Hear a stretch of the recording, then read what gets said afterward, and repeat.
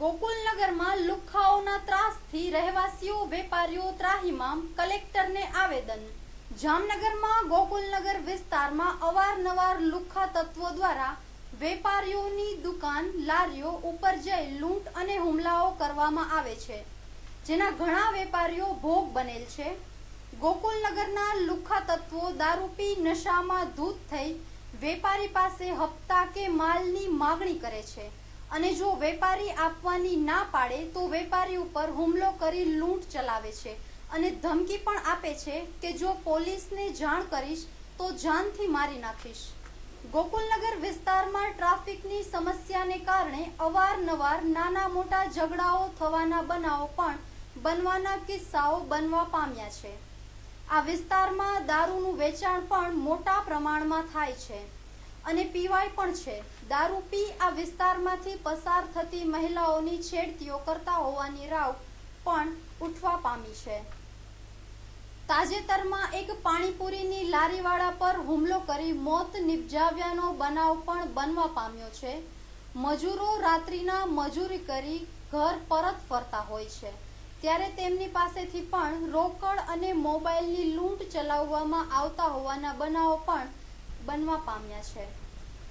ગોકુલનગરમાં ત્રાસ ફેલાવતા આવારા લુખ્ખા તત્વો સામે કાયદાનો દંડ ઉગામી કાયદેસરની કાર્યવાહી કરવા ગોકુલનગર વિસ્તારના રહેવાસીઓ અને વેપારીઓએ માંગણી કરી કલેક્ટરને આવેદનપત્ર પાઠવવામાં આવેલ છે।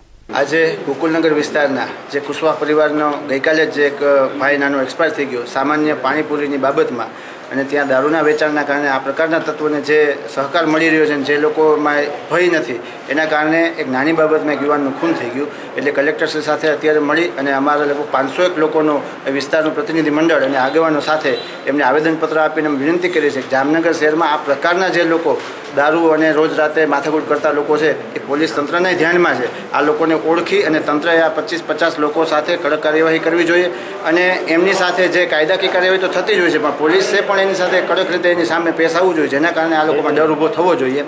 નહીંતર એ લોકોના ડર ન હોવાના કારણે મને એમ છે કે નિર્દોષ માણસની ત્યાં હત્યા થઈ ગઈ છે। એટલે ફરીને જામનગર શહેરમાં આવી કોઈ ઘટના ના બને એના માટે અમે કલેક્ટરશ્રીને વિનંતી કરી છે કે તમે આમાં મધ્યસ્થી થઈ એસપીશ્રી અને પોલીસ તંત્રને ખાસ તાકીદ કરો કે જામનગર શહેરમાં પોલીસ પોતાની કાર્યવાહી કડક કરી અને આ પ્રકારના તત્વોને એ કંટ્રોલમાં રાખે। રૂપિયા માંગ્યા એના માટે એને છરી મારીને અમારા ભાઈની હત્યા કરી નાખી છે। તો અમે ગરીબ માણસ એ સરકારને અપીલ કરીએ છીએ કે અમને ન્યાય મળે ને તથા આખા વિસ્તારમાં ગુંડાગીરી વધી ગઈ છે, એના માટે પગલાં ભરે સરકાર, એના માટે અમે અપીલ કરીએ છીએ।